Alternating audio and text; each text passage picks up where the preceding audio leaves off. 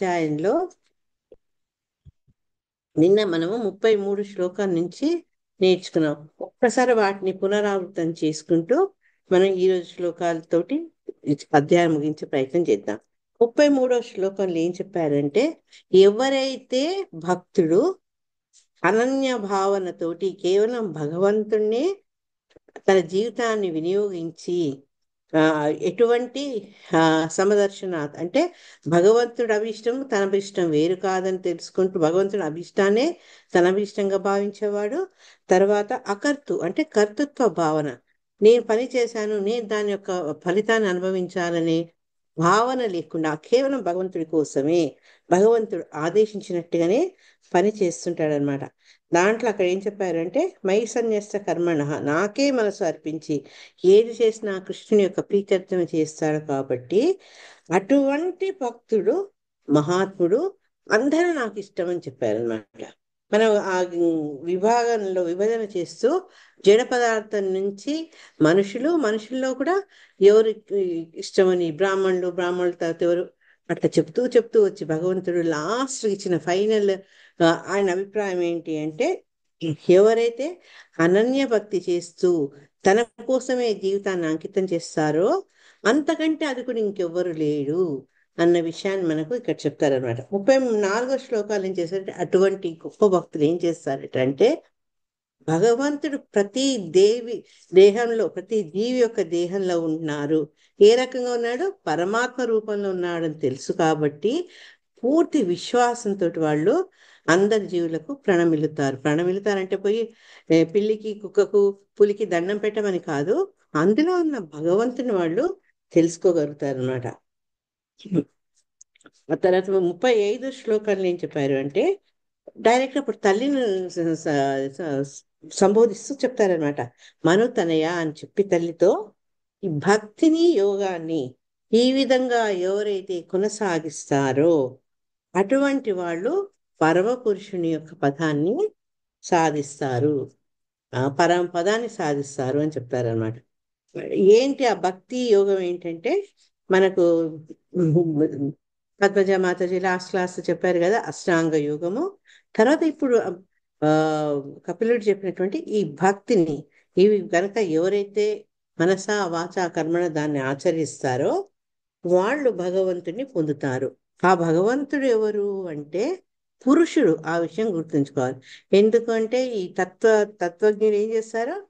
భగవంతుని బ్రహ్మన్గా, పరమాత్మగా, ఆ తర్వాత భగవాన్గా గుర్తిస్తారు.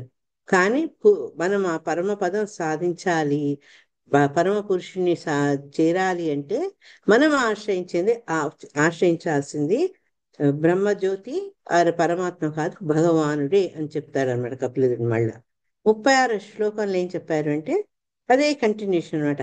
అదే పరమ పురుషుడు భగవంతుడు పరమాత్మగా, తర్వాత బ్రహ్మజ్యోతిగా కూడా తెలుసు.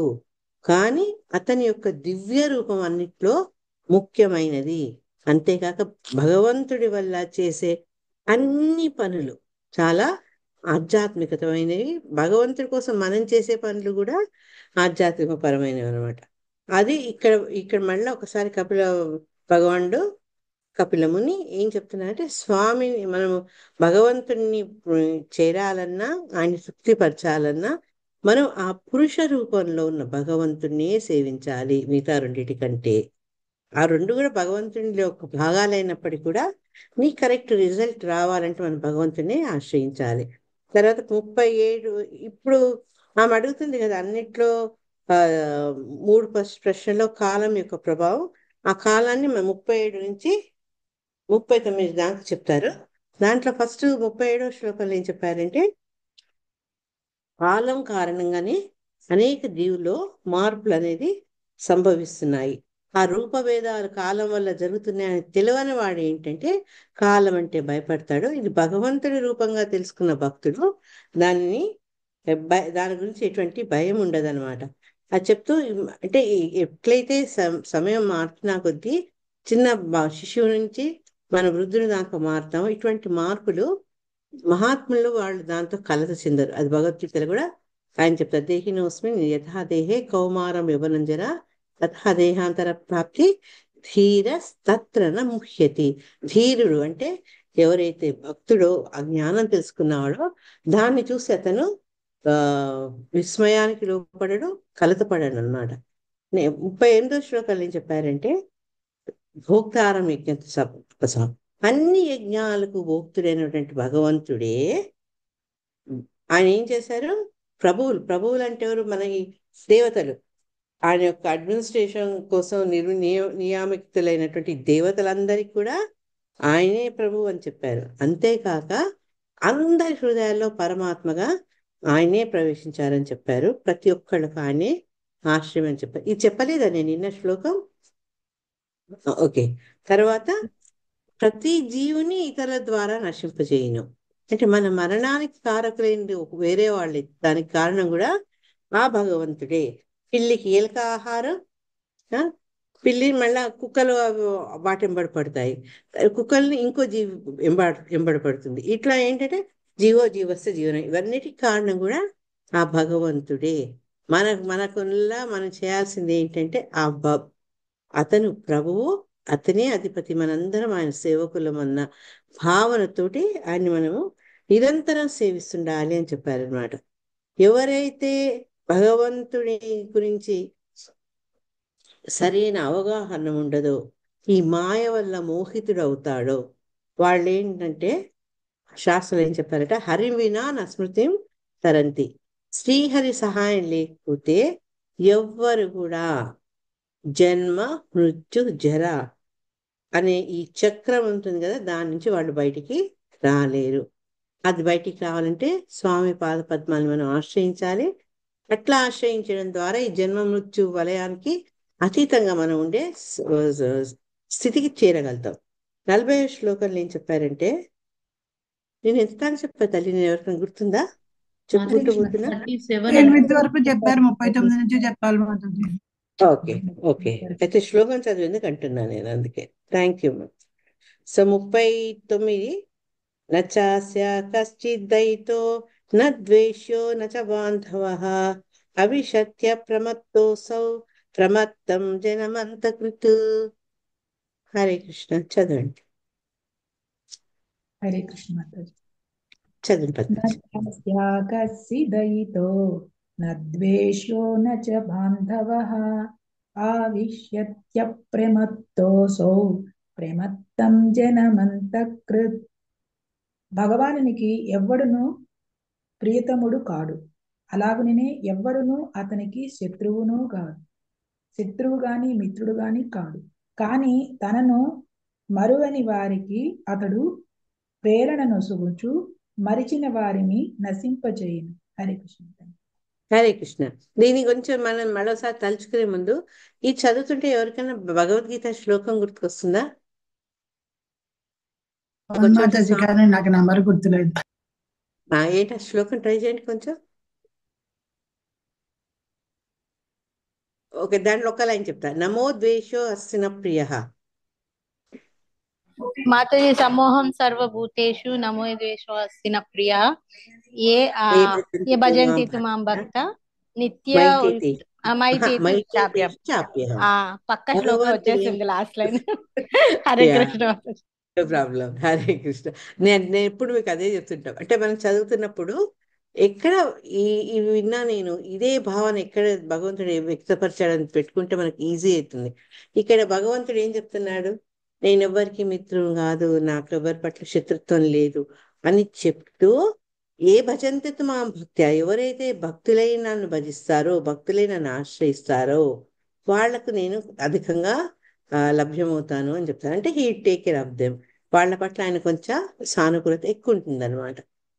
ఇక్కడ కూడా అదేం మాట చెప్తాను, భగవంతునికి ఎవరు ప్రియతముడు కాదు, అలాగనే ఎవరు అతని శత్రువు గాని మిత్రువు గాని లేడు.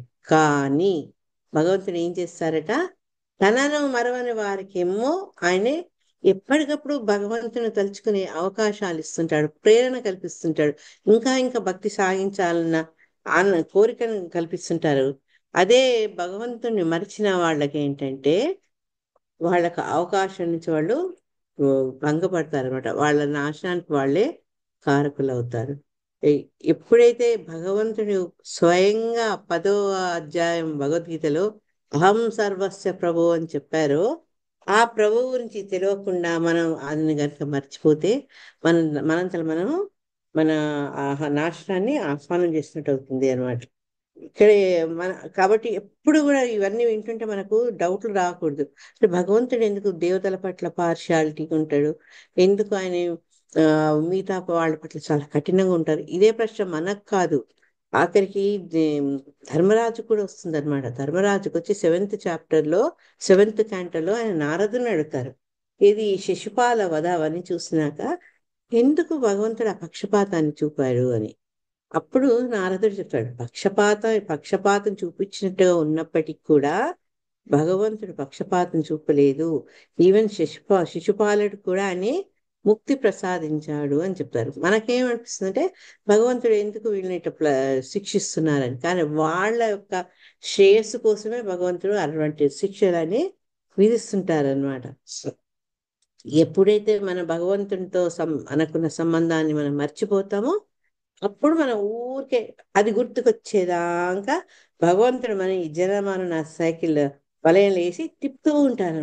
ఎప్పుడో సడన్ గా మరి మన అదృష్టం కొద్దీ ఆచార్యుల యొక్క బంధంతో, ఆచార్యుల యొక్క గురువు ఏమంటారు, ఆ వాళ్ళ యొక్క గురూపదేశంతో, సత్సాంగత్యంతో మనం అరే ఇది కాదు జీవితం అనేది అని తెలుసుకొని ఎప్పుడైతే భగవంతుని ఆశ్రయిస్తామో ఆ వలయం నుంచి మనం బయటికి వచ్చేది. అంత మటుకు కూడా ఈ వలయంలో మనం చిక్కుకోవాల్సిందే అనమాట అని చెప్పి ఇక్కడ భగవంతుడు అందరితో సమానంగా ఉంటారు. కానీ యద్భావం తద్భవతి, ఎవరు ఏ భావంతో చేస్తే దానికి తగ్గట్టుగానే రివార్డ్ ఇస్తారనమాట. నెక్స్ట్ ఏంటంటే 40th శ్లోకాల్లో 48 నుంచి చాలా వచ్చే శ్లోకాల శ్రేణిలో ఏది జరుగుతున్నా ఈ సృష్టిలో అవి భగవంతుని భయం వల్ల అని. ఆ భయం అన్న పదం వాడారు కానీ అక్కడ భయం కాదు, యాక్చువల్గా ఆయన యొక్క పర్యవేక్షణలో అని మనం అర్థం చేసుకోవాలి. కానీ స్వయంగా భగవంతుడు యూజ్ చేశాడు కాబట్టి ఆ పదాల్ని అట్లే ట్రాన్స్లేషన్ చేశారు. 40 శ్లోకంలో యద్భయాద్వాతి వాతోయం సూర్యస్తపతి యద్భయాత్ వర్షతే దేవో భగనో భాతి యద్భయాత్. ప్రతి దాంట్లో భయా అని వస్తుంది చూడండి. చదవండి ఎవరన్నా. హరే కృష్ణ. హరే కృష్ణ మాతాజీ. చదవండి సన్యాసం. యద్భయాద్వాతి వాతోయం సూర్యస్తపతి యద్భయాత్ వర్షతే దేవో భగనో భాతి యద్భయాత్. దేవదేవుని భయము చేతనే గాలి వీచుచున్నది, అతని భయము వలననే సూర్యుడు ప్రకాశించుచున్నాడు, అతని భయము వలననే వర్షము కురియుచున్నది, అతని భయముననే నక్షత్రములు మరేయుచున్నవి. హరే కృష్ణ మాతాజీ. ఈ శ్లోకంలో తరచుగా వచ్చిన 4 వాక్యాల్లో కూడా భయాత్ అనేది కామన్ అన్నమాట.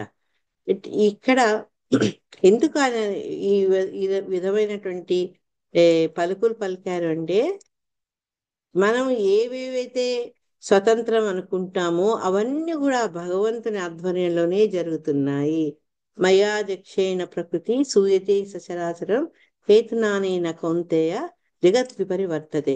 ఈ జగత్తు ఎట్లా పనిచేస్తోంది అంటే ఆయన ఏం చెప్పారు, నా అధ్యక్షతన మయాధ్యక్షేణ ప్రకృతి, భగవంతుని అధ్యక్షతలో ప్రకృతి యొక్క వివిధ స్వభావాల వల్ల, వివిధ నిర్వహణల వల్ల చూసే వాళ్ళకి ఏంటంటే నేను చేస్తున్నా అనుకుంటాను కానీ కాదు, నిజానికి అవన్నీ చేస్తున్నది ఆ భగవంతుడే. అందుకని ఏది జరిగినా భగవంతుని ఆధ్వర్యంలోనే జరుగుతుంది అనమాట. భగవంతుడికి ప్రకృతికి డిఫరెన్స్ లేదు, కానీ ప్రకృతి భగవంతుడు కాదు, కానీ భగవంతుడు ప్రకృతి, అది డిఫరెన్స్ అనమాట. అది గుర్తు తెలుసుకోవాలి మనం. భగవంతుడు ఆజ్ఞ లేకుండా మామూలు పుష్పం పూసింది అనుకుంటే దానంతలా అది పూసిందని, ఎక్కడ వర్షం పడింది అంటే దానంతలా అది వాన పడిందని మనము భావించవద్దని శిలా ప్రభుపాద చెప్తున్నారనమాట. అట్లా ఎవరన్నా మూర్ఖంగా అనుకుంటే అది మన నాస్తికత్వానికి నిదర్శనం. ఎందుకంటే పువ్వు పూయాలన్నా, సూర్యోదయం జరగాలన్నా, వాన పడాలన్నా అన్ని కూడా భగవంతుని ఆధ్వర్యంలో, భగవంతుని యొక్క అధ్యక్షతన జరుగుతున్నాయి అనే విషయాన్ని మనము గుర్తుంచుకోవాలి. అది ఎవరో చెప్పలేదు, సాక్షాత్తు భగవంతుడు శ్రీకృష్ణ భగవానుడే చెప్పాడు కాబట్టి ఇంకా మన ఊహాగానాలు కల్పనలకు అవసరం లేదు అనమాట. ఆయన ఆయన యొక్క ఆధ్వర్యంలోనే సూర్యుడు ఉదయిస్తున్నాడు. తర్వాత ఆయన ఆధ్వర్యంలోనే గాలి వీస్తోంది. ఆయన ఆధ్వర్యంలోనే వర్షం కురుస్తుంది, నక్షత్రాలు మెరుస్తున్నాయి. అంటే భయం పెట్టి పని చేసుకునేటట్టు కాదు స్వామి, అది నా అభిప్రాయం. ఇవన్నీ ఆయన యొక్క ఆధ్వర్యంలో మనకు ఒక ఆ మనిషి మనల్ని నడిపించేటట్టు ఆ కెపాసిటీ కేపబుల్ అంటే ఆ సామర్థ్యత ఉన్నది ఎవరు అంటే ఒక అధికారి, లేకపోతే మన పెద్దవాళ్ళు. అదే రకంగా ఈ ప్రకృతిలో సచరాచరాలన్నీ ఏ రకంగా వర్తిస్తున్నాయి అంటే అవన్నిటి కూడా భగవంతుని యొక్క కంట్రోల్ వల్ల, ఆయన యొక్క అధ్యక్షత వల్ల జరుగుతున్నాయి అన్నమాట. నెక్స్ట్ శ్లోకాలు కూడా మళ్ళీ అదే కంటిన్యూ అవుతుంది. హరే కృష్ణ మాతాజీ. చెప్పండి రాజీ. నాది అదే డౌట్ మాతాజీ, మీరు భయం అనే వర్డ్ ఎందుకు వాడారు మాతాజీ? ఏమో మరి అది భగవంతుడు ఎందుకు వాడాడు అంటే ఒక వ్యక్తి యొక్క ఆధ్వర్యము భయం లేకపోతే ఆర్డర్లీనెస్ ఉండదు కాబట్టి, ఆ క్రమశిక్షణ ఉండదు కాబట్టి, అన్ని క్రమశిక్షణతో జరుగుతున్నాయి కాబట్టి ఇక్కడ భయం అన్న పదం ఉపయోగించి ఉండొచ్చు అనుకుంటున్నాను. అంటే అన్ని ఆయన కంట్రోల్లో ఉన్నాయి అని రాసినా కూడా అయిపోతుంది కదా. కంట్రోల్లో ఉన్నాయి కానీ కంట్రోల్లో ఉంటూ అవి పనిచేస్తున్నాయి కదా. ఆ కంట్రోల్ ఉండి పని చేయడానికి ఇక్కడ ఇంపార్టెన్స్ ఉంది కాబట్టి ఆ భయం అన్న పదం మారుతుంది. ఫర్ ఎగ్జాంపుల్ టీచర్ చాలా నెమ్మదస్తురాలు ఉందనుకోండి, క్లాస్ ఎట్లుంటుంది క్లాస్ రూమ్ లో? అదే అంటే అంటే కంట్రోల్ అన్నా కూడా పర్ఫెక్ట్ గా జరుగుతాయి కదా. ఇక్కడ ప్రతి దానికి మెన్షన్ చేస్తున్నారు కదా. అంటే ఒక్కసారి అనలేదు భయం అని, ప్రతి సెంటెన్స్ లోని భయం భయం భయం. నెక్స్ట్ చాలా శ్లోకాల్లో కూడా ప్రతి సెంటెన్స్ లోని భయం భయం భయం కనబడుతుంది. అందుకే ఆ భయం అన్న పదాన్ని నేను ఆధ్వర్యంలో అధ్యక్షతలో అని చెప్తున్నా. అదే అంటే మీరు చెప్పింది అందుకే అక్కడ రాసింది అలాగా. ఎందుకు ఇలా రాసింది అని అంటే అంటే పని చేసే వాళ్ళు అలా భయపడుతున్నారేమో, దేవుడు భయపెట్టకపోయినా ఆ చేసే వాళ్ళు భయపడుతూ చేస్తున్నారేమో అన్నట్టు కూడా అర్థం వస్తుంది కదా. భయపడుతూ అంటే డిసిప్లిన్ తో చేస్తున్నారు. అదే అంటే అలా తీసుకోలేమో మనం. అంటే భగవంతుడు భయపెట్టట్లేదు కానీ అదేంటంటే చూడండి, టీచర్ బానే ఉంటారు, మనం భయపడుతూ ఉంటాం కదా క్లాస్ లో టీచర్ అంటే. అది అది అలా భయభక్తితో చేస్తున్నట్టు కదా మాతాజీ. అదే అందుకనే అంటే ఇటు నుంచి ఉంది భయం, అటు నుంచి భయం కాకపోయినా ఇటు నుంచి భయం ఉంది. భయం అంటే మనం మామూలుగా యూజ్ చేసే భయం కాదు ఇక్కడ అదే భగవంతుడు అర్థమైంది. అది. హరే కృష్ణ. స్వతంత్రించి ఏది చెయ్యలేరు కాబట్టి ఇటు నుంచి అయితే కనుక భయం అర్థం వేరుగా అయిపోతుంది కదా. అట్నుంచి అయితే భయపెడుతున్నట్టు ఉంటది, భగవంతుడు అయితే అట్నుంచి కంట్రోల్ అయితే భయపెడుతున్నట్టు ఉంటది. ఇటు నుంచి అయితే కనుక వీళ్ళ నేచర్ అలా ఉంది, అంటే మనం చెయ్యాలి పర్ఫెక్ట్ గా అన్నట్టుగా. అంటే భగవంతుని యొక్క ప్రేరణతోటి, భగవంతుని ఆధ్వర్యంలో, భగవంతుని పట్ల భక్తితోటి, భయభక్తులతోటి వీళ్ళు వాళ్ళ నిర్వర్తిస్తుంటే మనం అన్వయించుకోవచ్చు. హరే కృష్ణ. యద్వనస్పతయో భీత తతశ్చౌషధిభిః సహ స్వే స్వే కాలే విగృహ్ణంతి పుష్పాణి చ ఫలాని చ. హరే కృష్ణ. రాజీ మాతాజీ మీరే చదవండి. మాతాజీ చాలా కష్టం మాతాజీ, ట్రై చేయి. ఒక్కసారి రిపీట్ చేయండి మాతాజీ. ఇది వనస్పతయో అంటే యద్వనస్పతయో భీత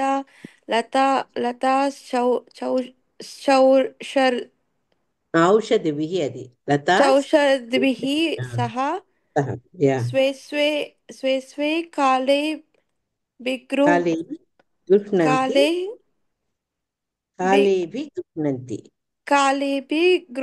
గృహ్యంతి పుష్పాని చ ఫలాని చ. Thank you. అది చదవగలుగుతారా ఈజీగా? దేవదేవుని భయము చేతనే వృక్షములు, లతలు, ఔషధులు, కాలానురూప మొక్కలు మరియు పుష్పములు సరి అయిన ఋతువునందు పుష్పించి ఫలించును. హరే కృష్ణ. దీన్ని బట్టి భగవంతుడి కంట్రోల్ ఎంత విస్తరించిందో మనకు తెలుస్తుంది అనమాట. ఇక్కడ ఏం చెప్తున్నారు అంటే ఏ సమయంలో ఏది రావాలి కాలానుగుణంగా, అవన్నీ భగవంతుడు నిర్దేశించినట్టుగానే ఇక్కడ జరుగుతున్నాయి అని చెప్తున్నారు అన్నమాట. ఋతువులు కూడా చూడండి, ఇప్పుడు మారిపోయినాయి. ఇప్పుడు మనం ప్రతిదానికి మనం ఇచ్చే రీజన్ ఒకటి, గ్లోబల్ వార్మింగ్ అంటాము. నిజం కూడా అట్లా జరుగుతుంది. కానీ ఇదివరకు 6 ఋతువులు సక్రమంగా, అంటే ఎట్లా చక్కగా వచ్చేదంట, మూడు మూడు మూడు అట్లా వచ్చేవన్నమాట.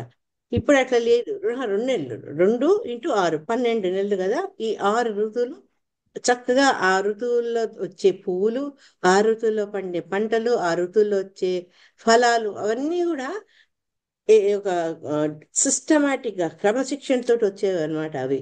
సో ఇంకోటి, సూర్యుడు ఉదయించడము, సూర్యుడు అస్తమించడం, అది ఎన్నో తరతరాల నుంచి కూడా అదే సమయంలో వాళ్ళు అస్తమిస్తాడు, అదే సమయంలో ఉదయిస్తారు. అదే కొన్ని కొన్ని రోజుల్లో సూర్యుడు పగలు ఎక్కుండి రాత్రి తక్కువ ఉండడం, కొన్ని రోజుల్లో రాత్రులు ఎక్కుండి పగలు తక్కువ ఉండడం. ఇవన్నీ కూడా ఎట్లా అంటే, అసలు ఒకళ్ళ, మనం కార్ డ్రైవ్ చేస్తుంటే కార్ ఎట్లా ముందుకు వెళ్తుందో అట్లా మనకు తెలియని అదృశ్య శక్తి వాటన్నిటిని నడిపిస్తుంది అని మనం అర్థం చేసుకోవాలన్నమాట. ఈ వచ్చే లతలు, ఇప్పుడు మనం ఎందుకంటాం ఏ సీజన్ ఫ్రూట్స్ ఆ సీజన్ లో తినాలి. చిక్కుడుకాయలు ఉన్నాయి, అది జనవరి తర్వాత తినద్దు, పురుగులు వస్తాయని చెప్తారు. మామిడి పండు వానలు పడ్డాక తినొద్దు ఉంటుంది. మరి దాంట్లో పురుగులు ఎట్లా వస్తున్నాయి ఆటోమేటిక్ గా? ఇవన్నీ ఏంటంటే భగవంతుని నిర్దేశంలో అవన్నీ జరుగుతున్నాయి అన్నమాట. అందుకే సరైన ఋతుల్లో పుష్పించడం, సరైన ఋతుల్లో ఫలాలు ఇవ్వడం, ఇవన్నీ కూడా ఈ వనస్పతులు అంటే చెట్లు, ఆ, వృక్షములు, లతలు, ఔషధులు, ఇవన్నీ కూడా కాలానుసారంగానే వస్తున్నాయి. అంటే ఇప్పుడు మనిషి సైన్స్ బాగా అభివృద్ధి చెందినాక వాళ్ళు వాడే రకరకాల రసాయనాలతోటి, ఇప్పుడు మామిడి పండు ఇదివరకు ఎండాకాలంకే వచ్చేది, మామిడి పండు ఇప్పుడు ఏడాదంతా దొరుకుతుంది. వాటిని స్టోర్ చేసి ఫ్రీజ్ చేసి, ఆ తర్వాత ఎండలకు తగ్గట్టు ఆ సమయంలో ఎట్లా వచ్చేది, ఆ ముంజలు అవన్నీ వచ్చేది శరీరాన్ని కూల్ చేసేటట్టు. ఇప్పుడు అవన్నీ మనకి అన్ని సమయాల్లో అన్ని రకాల పండ్లు దొరుకుతూనే ఉన్నాయి అన్నమాట. మా ఎడారిలో ఏంటి, ఎడారిలో ఏం చెట్లు ఉండవు, కానీ ఎండాకాలంలో ఈ చక్కటి తాటి పండ్లు వస్తాయన్నమాట, డేట్స్. ఇటువంటి ప్రదేశాలు కూడా అంత తీయని డేట్స్ ని ఇచ్చాడంటే చూడండి, భగవంతుని ఆ నిర్దేశం ఎంత పర్ఫెక్ట్ గా ఉంటుందో ఇది గుర్తుంచుకోవాలి. ఇంకోటి ఏంటంటే, ఎవరైనా దానంతలు అవే పూస్తున్నాయి, దానంతలు అవే కాస్తున్నాయి అంటే మటుకు అది ఒక మూర్ఖత్వానికి ఒక చిక్కని ఉదాహరణ అనమాట. ఏదైనా ఎంత శివుడు ఆజ్ఞ లేకపోతే చీమైనా పుట్టదంటారు మనం కదా. భగవంతుని ఆజ్ఞ లేకపోతే గడ్డిపూచ కూడా మొలవదట. ఆ దానివల్ల మనం తెలుసుకోవాలంటే భగవంతుడికి ఉండే అనేక శక్తులు ఏ రకంగా పనిచేస్తున్నాయో అది చూసేవాడికి ఏంటంటే అది వాటంతలు అవే చేస్తున్నట్టు అనిపిస్తుంది, కానీ వాటంతలు అవి చేయట్లేదు. భగవంతుని యొక్క భగవంతుని భయంతో చేస్తున్నాయి. ఓకే, హరే కృష్ణ. నెక్స్ట్ శ్లోక. స్రవంతి సరితో భీత నో సర్పద్యుది నో సర్పద్యుధరిత్యతః అగ్నిరిందే సగిరిభిర్భూర్ణ మజ్జతి యద్భయాత్. హరే కృష్ణ మాతాజీ. చదవాలా మాతాజీ? ఓకే, చదవండి. స్రవంతి సరితో భీత స్రవంతి సరితో భీత నోత్సార్యత్యుదధి నో సర్ప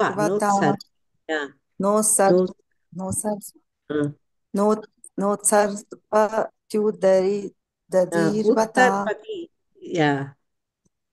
నెక్స్ట్ అగ్నిర్నిదే సరి అగ్నిర్విద్దే సగిరిభిర్వార్ణ మజ్జతి యాద్భయత్.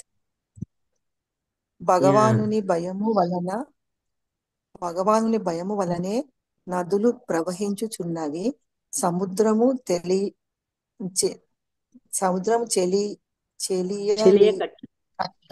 చెలియ కట్టను దాటకున్నది. అతని భయము చేతనే అగ్ని జ్వలించుచున్నది. పర్వతములను గూడి ధరిత్రి విశ్వ జలమును మునుగుకున్నవి. అంటే ఇవన్నీ కూడా ఎట్లా జరుగుతున్నాయి, మనం ఊహించని విషయాలంటే ఇవన్నీ భగవంతుని పట్ల ఉండే భయభక్తులతోటి. అది ఫస్ట్ ఏంటంటే నదులు నదులు ప్రవహిస్తున్నాయి. నది ప్రవహించలేదు అనుకోండి, మరి అన్ని ప్రాంతాల వాళ్ళకి నీళ్ళు అందవు కదా. నది అట్లా నిల్చుట్టిపోతే అది మళ్ళీ సముద్రంలో కలిస్తేనే మళ్ళా ఆ రెయిన్ సైకిల్ ఏర్పడి మళ్ళీ మనకు వర్షాలు మేఘాలు ఏర్పడడం, వర్షాలు పడడం, మళ్ళీ కురవడం, మళ్ళా ప్రవహించడం అట్లా అవుతుంది కదా. ఆ వర్ష చక్రం బ్రేక్ అయిపోతుంది.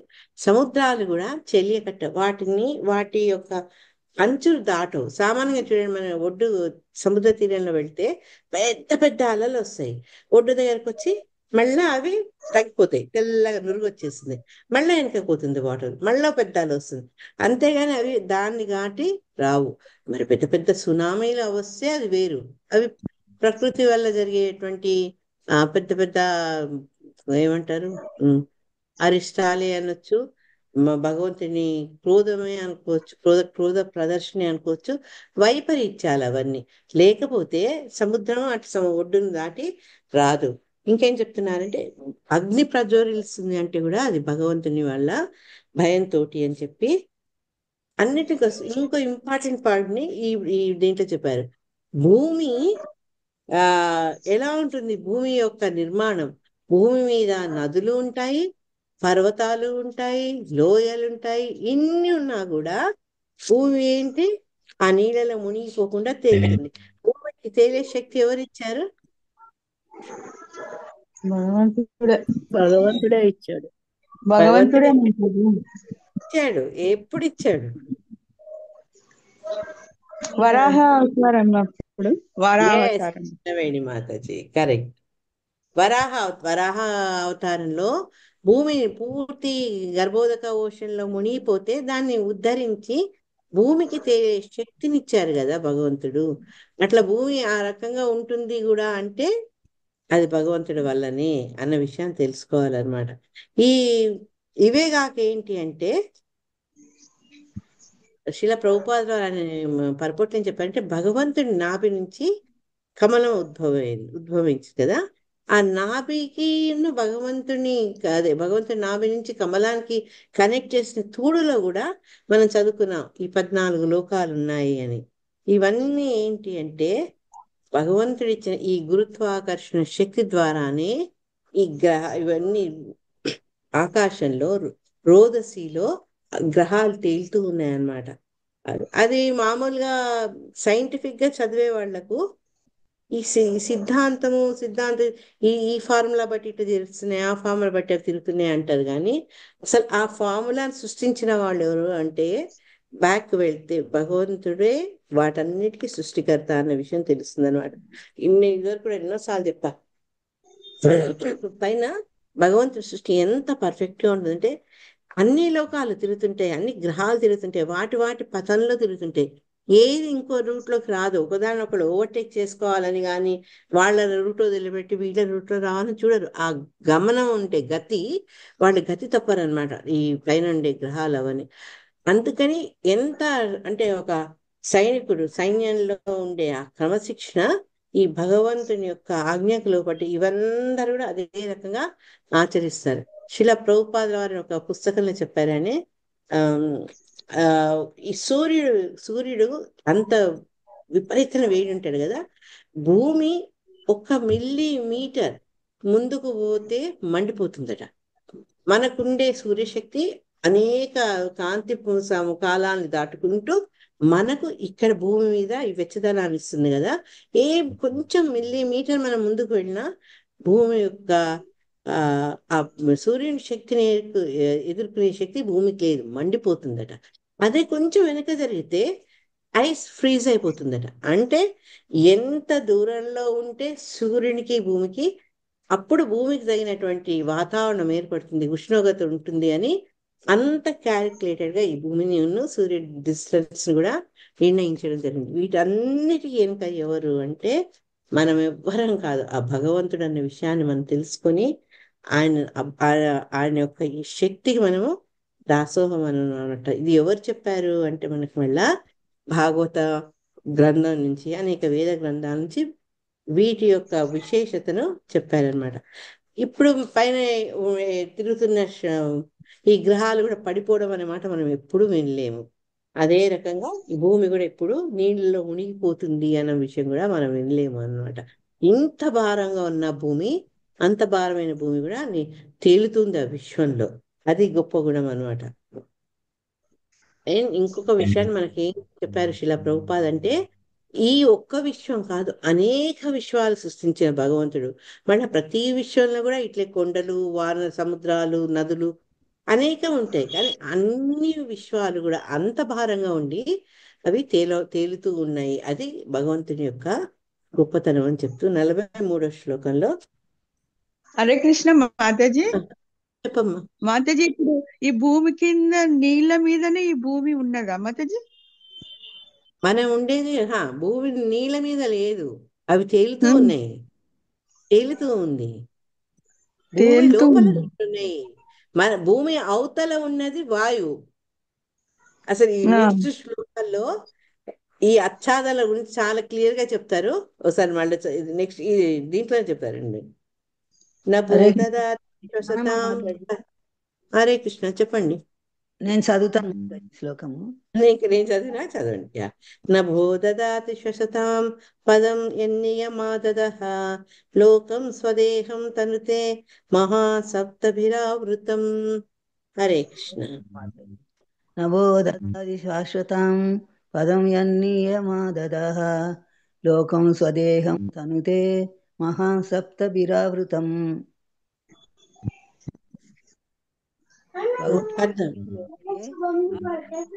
జీవులను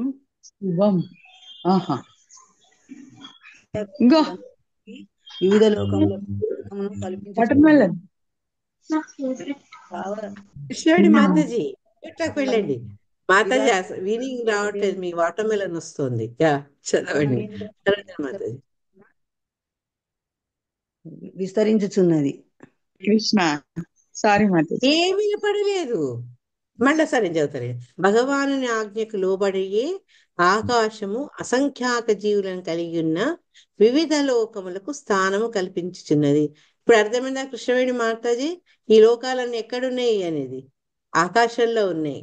సప్తావరణములను కూడిన విరాట్ దేహము ఆ దేవదేవుని పరమ నియంత్రణ అందే విస్తరించుచున్నది.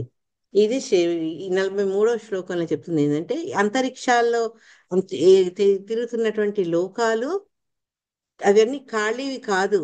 అది తెలియకనే మన వాళ్ళు ఏంటి అందులో ఏముందో తెలుసుకోవాలని చంద్రమండలానికి పంపించుడు, ఇప్పుడు మార్స్ కి పంపిస్తున్నారు ఎక్స్పెరిమెంట్ చేసేందుకు. కానీ ఆల్రెడీ అక్కడ లోకాలునే, లోకాల్లో ఉండే వాసులు కూడా. అమ్మ కొంచెం కిందికి రాని, ముందుకెళ్ళిపోకు, శ్లోకంకి వెళ్ళకు, పరపోటుండేది. ప్రతి లోకంలో కూడా ఆల్రెడీ అసంఖ్యాకమైనటువంటి జీవరాశులు అవన్నీ ఉన్నాయన్నమాట.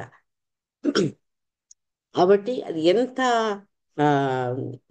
చాకచక్యంగా వాటిని అన్నిటిని నిర్వహిస్తున్నారో మనము అర్థం చేసుకోవచ్చు అనమాట.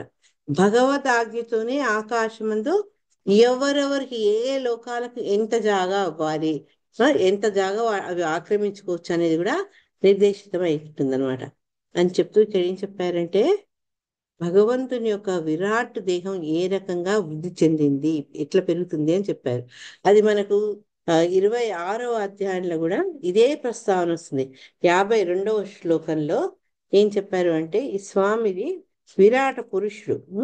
విరాట పురుషుడు గురించి చెప్పినప్పుడు ఆ విరాట దేహాన్ని ఆయన చెప్పి, ఎట్లయితే మనం ఈ భౌతిక ప్రపంచంలో మనకు భగవంతుడు సృష్టించినటువంటి ఈ భౌతిక ప్రపంచంలో పంచతత్వాలు భూమి, రాపో, అన్నలో వాయువు ఉన్నట్టే భగవంతుని చుట్టూ విరాట రూపంలో 7 తత్వ రూపాల్లో ఉంటాయట. అవి ఎవరికైనా గుర్తుందా? భూమి, రాపో, అన్నలో వాయువు.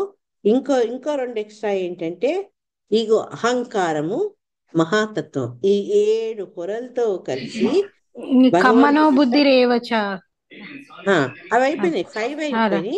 ఇంకా 2 ఏంటంటే అహంకారము, మహత్తత్వం.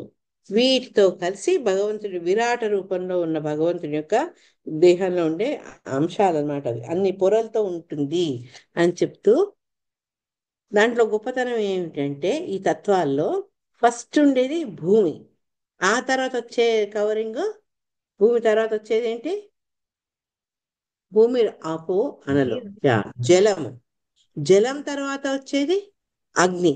అయితే ఇట్లా ప్రతి దానికి కూడా డిఫరెన్స్ ఎట్లా ఉంటుందంటే అంటే ఒక ఒక లేయర్ లో ఉన్న భూమి కంటే నెక్స్ట్ వచ్చేది పదింతల 10 రెట్ల అధిక పరిమాణం. అంటే దాని యొక్క విస్తీర్ణము 10 రెట్లుగా ఉంటుందట భూమి కంటే. ఇప్పుడు మనకు ధర్మరాజు ప్రభు చూపించారు కదా మొన్న, ఎట్లయితే త్రిగుణాలు ఇవన్నీ మన మనిషి చుట్టూ ఉంటాయో జీవం చుట్టూ, అట్లా దీన్ని కూడా ఈ తత్వాన్ని మనం భగవంతుని యొక్క విరాట రూపాన్ని ఆలోచిస్తే ఫస్ట్ ఉండేది విశ్వము. విశ్వంలో చుట్టూ ఉండేది ముందు భూమి, భూమి తర్వాత ఆ ఉండేది భూమి జలము, ఆ జలం తర్వాత ఎట్లుండేది అగ్ని. అట్లా వెళ్తూ వెళ్తూ వెళ్తూ 7 పొరలు ఉండి అది ఎంత విస్తరించి ఉంటుందో దాన్ని బట్టి మనకు తెలుస్తుంది. వీటిని సామాన్యంగా ఎవరు చెప్పలేరు. ఈ శాస్త్రవేత్తలు వాళ్ళకున్న జ్ఞానంతో ఇవన్నీ చెప్పలేరు. మనకుండే పరిమిత జ్ఞానంతో మనం ఈ భూమిలో ఏముంది, నీళ్ళలో ఏముంది అట్లా కనుకుంటాం. కానీ ఈ మొత్తం విశ్వాన్ని ఏ రకంగా భగవంతుడు ఆయన యొక్క పర్యవేక్షణలో నిర్వహిస్తున్నాడు అనేది వాళ్ళకి తెలియదు అనమాట. ఇది మన చిన్న బుర్రకు పట్టనిది అని చెప్పారనమాట. చెప్తూ ఇక్కడ అట్లాంటి అనేక విశ్వాలు వాటిలో నివాసం ఉండే లోకులతో కలిసి ఆకాశంలో భగవంతుని నిర్దేశం పట్ల అవి వ్యవహరిస్తున్నాయి అని చెప్పారు అనమాట.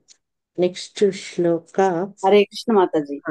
చెప్పండి ఇది మన భూమి నీళ్ల మీదే ఉన్నట్టే కదా. మనం నూతులు తవ్వుతున్నాం, బోరింగ్లు వేస్తున్నాం, మన అడుగు నీరు ఉంది కదా, భూమి నీరు మీదే ఉన్నట్టు కదా. భూమి మనం చూసేది ఏంటి, లోపలికి వేస్తున్నాం, కానీ యాక్చువల్ భూమి చుట్టూ ఉంది. భూగోళము గోళాకారంలో ఉంటే దాని చుట్టూన్నది నీళ్లు. అందుకని మన అడుగును కూడా ఉన్నాయి కదా మాతాజీ. అవును, మరి భూమి మొత్తం గుండ్రంగా ఉంటుంది కదా. ఎవరికి కిందకి వచ్చేది, కింద తవ్వినా వాళ్ళకి వచ్చేది నీళ్ళే కదా. అదే అంటున్నాను నేను. అంటే ఇప్పుడు భూమిని తీసుకొచ్చి కొమ్ములతో తీసుకొచ్చి భూమిని తీసుకొచ్చి సముద్రం మీద నీటి మీద తేలేలా పెట్టారు అని కదా మనం చదువుకున్నాము. అవును, మరి మనకంటే ముందు మన తర్వాత ఉన్నది భూమి, వాటరే కదా సర్కిల్లో. ఇప్పుడు కూడా మనకు భాగవతంలో చెప్పింది అదే కదా. విశ్వంలో ముందు భూమి, భూమి తర్వాత నీళ్లు తర్వాత అగ్ని, తర్వాత వాయువు, ఆకాశం, ఇట్లా ఉంటాయి. మనము మన మన భౌతికవాదంతో చూస్తున్నాం, తవ్వుతే నీళ్ళు వస్తున్నాయి కాబట్టి భూమి కంటే కిందికి ఉన్నాయని. కానీ చుట్టూ ఉన్నాయని నేను చెప్తున్నా. గోళాకారం ఉన్న భూమి చుట్టూ సముద్రాలు ఉంటాయి మనకు. ఏమండి పద్మజ, మీరు చెప్తున్నారా? చుట్టూ సముద్రాలే ఉంటాయి భూమికి చుట్టూ అని అన్నమాట. అది నేను అది వినిపించింది, ఇంకెవరో మాట్లాడారు. అయితే నెక్స్ట్ శ్లోకాలు ఏం చెప్తున్నారు అంటే, ఇంకా ఆల్మోస్ట్ అయిపోతుంది. 43వ శ్లోకంలో ఈ రకంగా చెప్తూ దీని యొక్క ఈ విశ్వం యొక్క గొప్పదనాన్ని, విరాట రూపుని యొక్క దేహాన్ని మానవ మాతృలు వాళ్ళు అర్థం చేసుకోలేరు అని చెప్తూ, సరే ఇప్పటిదాకా ఈ పూలు పూసిన, కాయలు కాసిన, సముద్రం పారిన, సూర్యుడు కాంతినిచ్చిన, ఋతువులు వచ్చిన, వీటన్నిటికీ భగవంతుడే అధ్యక్షుడు. ఆయన యొక్క పర్యవేక్షణలోనే ఇవన్నీ జరుగుతాయని చెప్పారు కదా. నెక్స్ట్ ఇప్పుడు ఏం చెప్తున్నారంటే, త్రిగుణాది దేవతలు కూడా. త్రిగుణాది దేవతలు అంటే ఎవరు? 3 గుణాలకు అధిపతులు, విష్ణు మహేశ్వరుడు. వాటి ఇంకేమంటాం మనం వాటిని?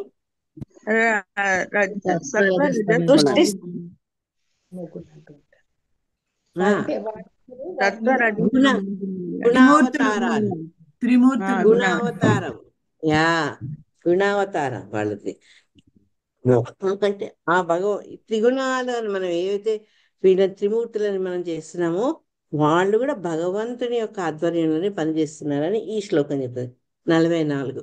గుణాభిమానినో దేవాః సర్గాదిశ్వస్య యద్భయాత్ వర్తంతేను యుగం ఏషాం వశ ఏతచ్చరాచరం. హరే కృష్ణ. హరే కృష్ణ. హరే కృష్ణ. గుణాభిమానినో దేవః సర్గాదిశ్వస్య యద్భయాత్ వర్తంతే వర్తంతే అనుయుగం ఏషాం పశయే తచ్చరాచరం. దేవాది దేవుని భయము చేతనే త్రిగుణాది నేతలు సృష్టి స్థితి లయ కార్యములను నిర్వహించుచున్నారు. ఈ జగమందలి చరాచరములన్నీయును వారి అదుపులోనే కలవు. హరే కృష్ణ. హరే కృష్ణ. అంటే వాళ్ళు భగవంతుని ఆజ్ఞ బట్టి ఈ త్రిగుణాధినేతలు సృష్టించడం కానీ బ్రహ్మ, స్థితి విష్ణువు, లయ కార్యం శివుడు, వీళ్ళు వాళ్ళ ఆ విధుల్ని భగవంతుని ఆజ్ఞ మేరకు దేవదేవుడు భగవంతుడు కృష్ణ భగవానుడు ఆయన యొక్క ఆధ్వర్యం చేతనే ఇవన్నీ చేస్తున్నారు అని చెప్తూ ఆ ముగ్గురి యొక్క ఆధ్వర్యంలో ఆ ముగ్గురిని అనుసరించి వాళ్ళ అదుపులో ఉన్నవి మనందరం అన్నమాట. ఇక్కడ భాష్యంలో శిలా ప్రభుపాద ఏం చెప్పారంటే మనందరూ తెలిసింది రజోగుణానికి అధిపతి బ్రహ్మ, సత్వగుణానికి అధిపతి విష్ణువు, తర్వాత తమో గుణానికి అధిపతి శివుడు. మళ్ళా ఒకసారి గుర్తుంచుకోవాలి, ఈ గుణాలు వాళ్ళ అధీనంలో ఉన్నాయి. కానీ బ్రహ్మ అనగానే ప్రవృత్తి కలవాడని, తర్వాత శివుడు అనగానే తమో ప్రవృత్తి కలవాడని మనం ఊహించకూడదు. వాళ్ళు వాటికి అధిపతి. వాళ్ళు ఆ విధుల్ని నిర్వర్తించేందుకు ఇన్ఛార్జ్గా ఆ 3 గుణాలకు వాళ్ళు అధిపతులయ్యారనమాట. అయితే అందరిలో ఈ ముగ్గురులో కూడా రజో తమో సత్వగుణాల్లో సత్వగుణం ప్రధానం కాబట్టి విష్ణు ఆ గుణాన్ని తీసుకున్నారు. తీసుకుంటూ ఆయన్ని మళ్ళా ఈ గుణ అవతారాలుగా శివుడిగా బ్రహ్మ కూడా వచ్చారని తెలుస్తుంది అనమాట. అంతేకాక ఇంకేం చెప్పారు అంటే వీళ్ళు ముగ్గురే కాదు, ఈ ప్రపంచ పోషణ తర్వాత ఏమంటారు ఆ విధులు నిర్వర్తించే నిర్వహణ, కరెక్ట్, పోషణ కాదు, ఈ భౌతిక ప్రపంచం నిర్వహణ అంతా కూడా చేసేవాళ్ళు ఎవరున్నారు, ఈ వీళ్ళకు కింద ఇంకా దేవతలు ఉన్నారు, అసిస్టెంట్స్. వాళ్ళతో అగ్నిదేవుడు, వాయుదేవుడు, ఇవందరు ఉన్నారు కదా. ఇవన్నీ ఎందుకు, సరి అయిన పర్యవేక్షణలో ఈ ప్రకృతిలో అన్ని సమంగా జీవికి దొరికేటట్టు అన్ని శిక్షణతోటి నడిచేటట్టుగా చూసుకునేందుకు మానిటర్స్ అన్నమాట వీళ్ళంతా. ఎట్లయితే ఒక గవర్నమెంట్లో డిఫరెంట్ సెక్షన్స్ పెట్టి దాని ద్వారా వాళ్ళ గవర్నెన్స్ ఎట్లా జరుపుతున్నారో, వాళ్ళ పాలన ఎలా బాగా సక్రమంగా జరుపుతున్నారో, అదే రకంగా వీళ్ళు కూడా భగవంతుడి ఈ ప్రభుత్వంలో అనేక మంది దేవతలు ఉన్నారనమాట. వాళ్ళందరూ కూడా భగవంతుని పట్ల భయంతో భక్తితోటి ఒళ్ళు దగ్గర పెట్టుకొని అది సక్రమంగా చేస్తుంటారు అని చెప్తున్నారు అనమాట. ఈ విశ్వంలో ఉండే సమస్త స్థావర జంగం అంటే చర అచరాలను సృష్టించేది, వాటిని నియంత్రించేది దేవతలు అయినప్పటికీ సృష్టించేది బ్రహ్మ, నియంత్రించేది వీళ్ళు కంట్రోలర్స్. వీళ్ళను వీళ్ళే అధికులు, వీళ్ళే ఉత్తములు, వీళ్ళే అందరిలో గొప్ప అన్న భావన మనలో ఉండకూడదు. వీళ్ళు చిన్న చిన్న ఈశ్వరుడు, చిన్న కంట్రోలర్స్ అయితే భగవంతుడు సుప్రీం కంట్రోలర్, పరమ ఈశ్వరుడు.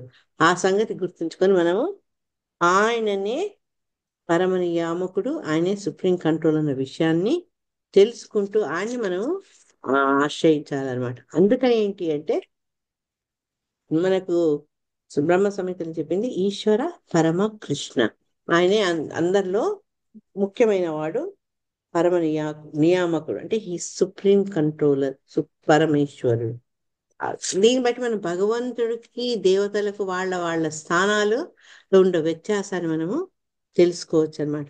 సరే, మనకు ఎండకు కారణం ఒకళ్ళు సూర్యదేవుడు, తర్వాత వానకు కారణం వరుణదేవుడు, ఇట్లా ఉన్నా వాళ్ళందరి కార్యాలను, వాళ్ళు చేసే పనులన్నిటిని కంట్రోల్ చేసేది ఆ భగవంతుడి విషయం మనం తెలుసుకోవాలని చెప్తూ ఆఖరికి శిల ప్రభుపాదుల వారు ప్రళయం గురించి మాట్లాడారు. ప్రళయం మనకు తెలుసు. ప్రళయం అంటే ఇక్కడ 2 రకాల ప్రళయాలు చెప్పారు. ఒకటి ఏంటంటే బ్రహ్మ నిద్రించినప్పుడు ప్రళయం అవుతుందట.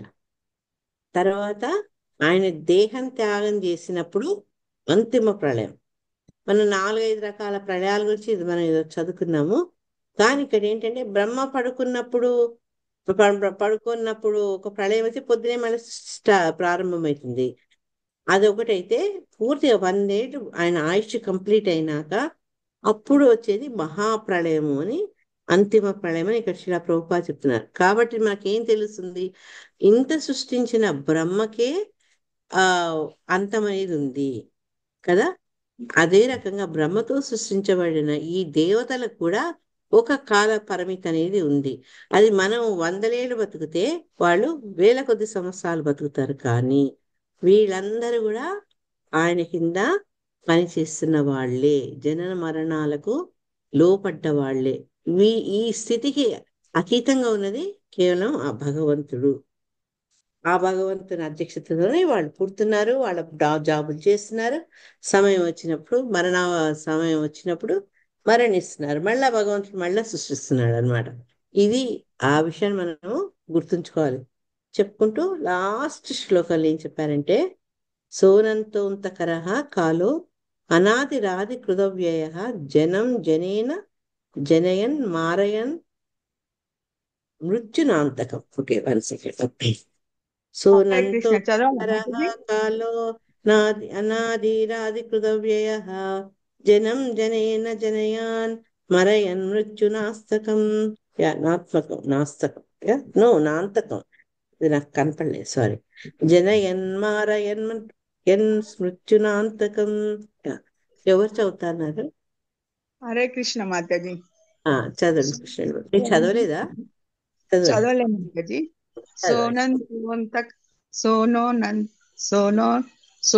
సోనంతోంతకరం కాలోనాది రాది హృదవ్యయం జనం జనేన జన యన్మార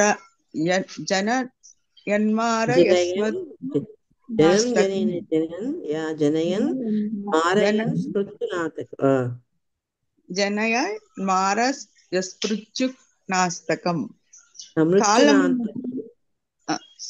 కాలమునకు ఆద్యంతములు లేవు. దోషపూరితమగు జగమును సృష్టించిన భగవానునికి అది ప్రతినిధి. ఈ దృశ్యమాన జగత్తును అది నశింపజేయును. ఒకరి నుండి మరి ఒకరిని సృష్టించుట ద్వారా అది సృష్టి కార్యమును కొనసాగించును. ఆ రీతిన మృత్యుదేవతయగు యమరాజును కూడా నశింపజేసి అది విశ్వమును లయింపజేయను. హరే కృష్ణ. తప్పుంటే క్షమించండి మాతాజీ. No problem. కాలంకి ఆది అంతం లేవు అని చెప్పి, అంటే కాలం యొక్క గుణాన్ని చెప్తున్నారు. అదేంటంటే భగవంతుని యొక్క ప్రతినిధి. ఈ భగవంతుని ప్రతినిధి అయిన కాలము ఈ జగత్తును, ఆ జగత్తు కూడా ఎట్లా ఉంటుంది? దోషభూయిష్టం అన్నారు. అనేక దోషాలు, ముఖ్యంగా మనలో ఉండేది చూడండి, 4 దోషాలు మనలో ఉంటాయి. ఏంటది? ఎప్పుడు చెప్తుంటారు 4 దోషాలు తప్పులు చేయడము, అధికం పుణ్యింద్రియాలు, మోసపూరితము, ఇవే ఉంటాయి మాట మనకి. కరెక్ట్. యా, మోసం చేస్తాము, మోసపోతాం. రెండు మనం. సో ఈ రకమైన లోపాలతోటి, దోషాలతోటి కూడుకున్నటువంటి ఈ భౌతిక జగత్తును సృష్టించడంలో ఈ కాలం యొక్క పాత్ర చాలా ఉంది. మనం పోయిన అధ్యాయాలు కూడా నేర్చుకున్నాం. దానికి కాలం జరిగినప్పుడు, కాలం యాడ్ అయినప్పుడు ఏ రకంగా అన్ని మార్పులు వచ్చి వివిధ రకాల ఉత్పత్తి అవుతాయో అనేది చెప్పారు. ఏదైతే ఈ జగత్తు మనం చూస్తున్నామో, అంటే ఈ దృశ్యమాన జగత్తు అంటే మన ఫిజికల్ గా మన కంటితో ఏదైతే ఈ జగత్తును చూస్తున్నామో అది కాల ప్రభావం వల్ల నశించిపోతుంది.